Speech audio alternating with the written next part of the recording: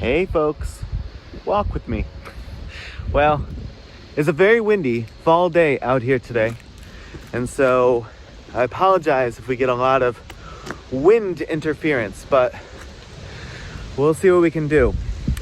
I was talking just earlier today that I was thinking back to times when I felt like I had a more peaceful mindset.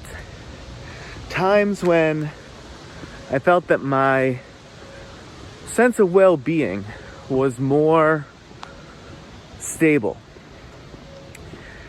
I know I've spoken a lot recently on this channel about panic and anxiety and being constantly in this state of hypervigilance. And one thing I found that goes along with that sense of just nonstop, something is out to get me, is a sense of timelessness.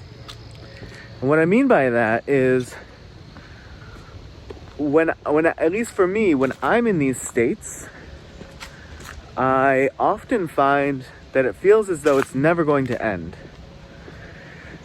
And a microcosm of that is this further sense of if something bad or something that I perceive to be negative or what have you happens, I don't have this sense that, okay, that's happening now, but tomorrow will come. And tomorrow is a new day, and we can start fresh again. And so this is temporary. I guess that's probably a good overarching kind of theme here, is I lose this sense that things are temporary, especially things that I find aggravating, agitating, frustrating, fearful. Whatever it is, there's a sense of timelessness to it, that this is just how it's going to be. All right, and then you start to you can start to panic about the panic, right? Because whatever the thing is that's happening, that you're framing or you're reacting to in such a way that you're immensely discomforted, you're in a very discomforting situation. And then if there's this sense that, well, this is ruined forever, or I'm never going to stop feeling this way, then creeps in this concept of, well, now, not only am I frantic about the thing that got me in this state in the first place, but now I'm frantic at the idea that I'm always going to be in this frantic state. So you're panicking about the panic. I'm on a short path here, so we're gonna have to keep turning around and walking back and forth, and it's only because it's slightly less windy here. So it goes. But that's sort of what can take place for me, and it can feel very, I don't know, demoralizing and inescapable. And then I recalled this period of time when I felt a bit more clear, a bit more grounded, and then I felt like I had a sense that things were temporary. In the way that if something is discomforting right now,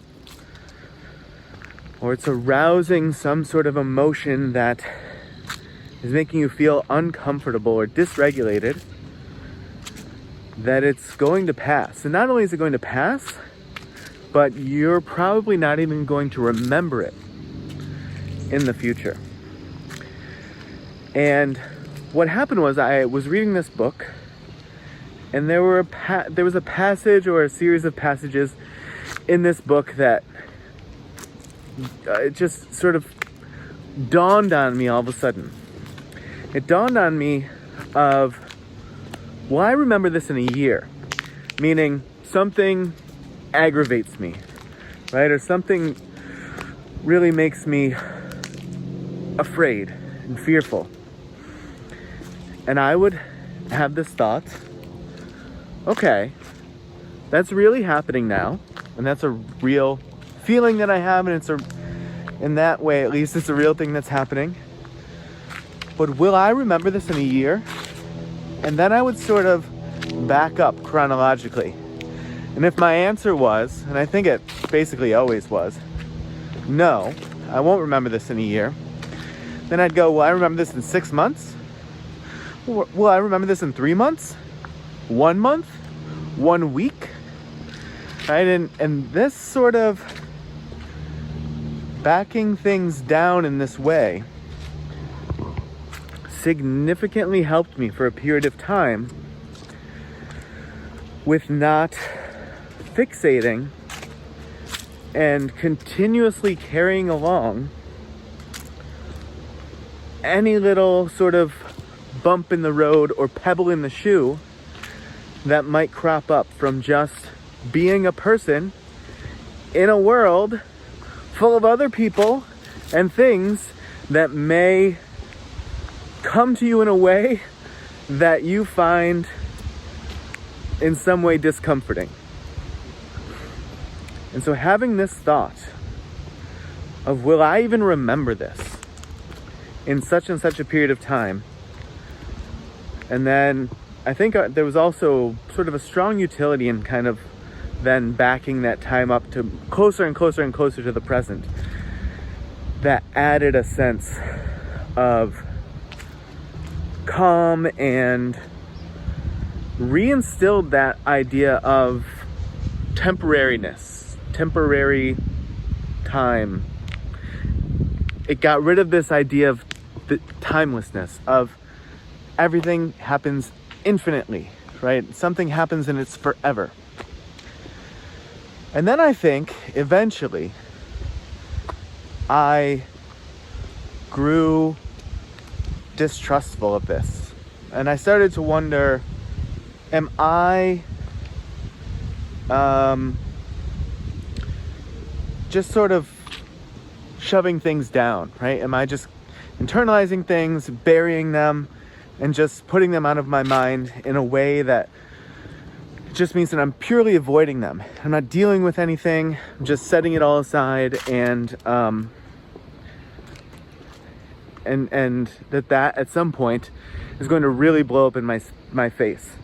And so I think I completely retreated from this idea. Having reconsidered this again,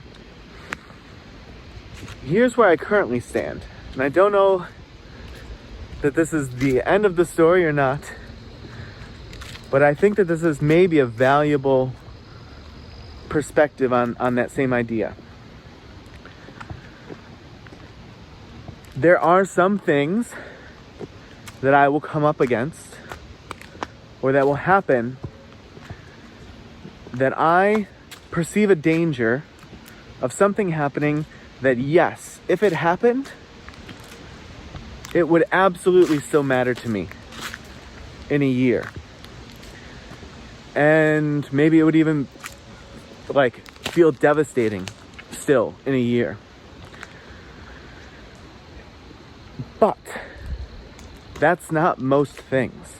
And the problem with this sense of timelessness is that it then just becomes everything is always never going to end. And it's just going to pile up. And so I think I'm going to try reintegrating this question into my day-to-day experience, because my suspicion is there may be things that I perceive in such a way that, yes, if they happened, it would absolutely feel devastating still in a year or whatever.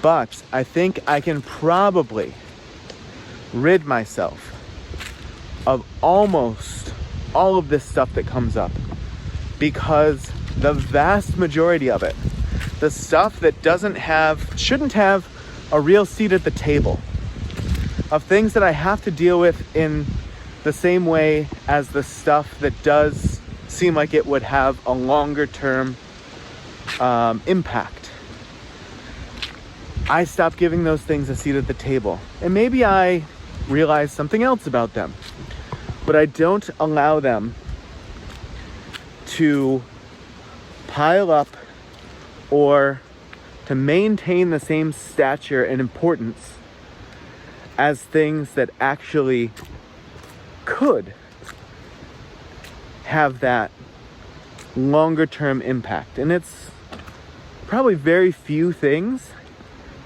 that would actually fit that bill, especially I think the more and more experiences you have. I don't do this well, but I have a lot of things that I can point to that I thought would have been catastrophic, and then once it happened and I went through it, it actually wasn't. And so there's some sense of resiliency there. There's some sense of tomorrow's a new day and this stuff isn't forever. And there's certainly a sense of not allowing everything to inflict the same level of discomfort and fear and anger and frustration or whatever it is on you. So just wanted to share this idea in the hopes that maybe some folks will try it and maybe it will help some people. Or if you have any sort of experience with it, comment below and let us know what it is, because it would be interesting to hear how this works or doesn't work for different people and the different manifestations that it takes in different people. I think we can ask ourselves the same questions in situations, and we may have very different outcomes and responses to those same questions. Well, happy fall if you're in the northern hemisphere. We've walked for about 13 minutes by the time all is said and done here. And if you didn't walk along, no worries at all. I really appreciate you watching here until the end. And I'm just thankful to be able to have a place and an outlet to ramble on about some of this stuff, and to the degree to which it tickles anyone's fancy and they want to engage silently or more loudly, then that's really, really cool, and I appreciate it. All right, folks, that said, I will see you in the next video.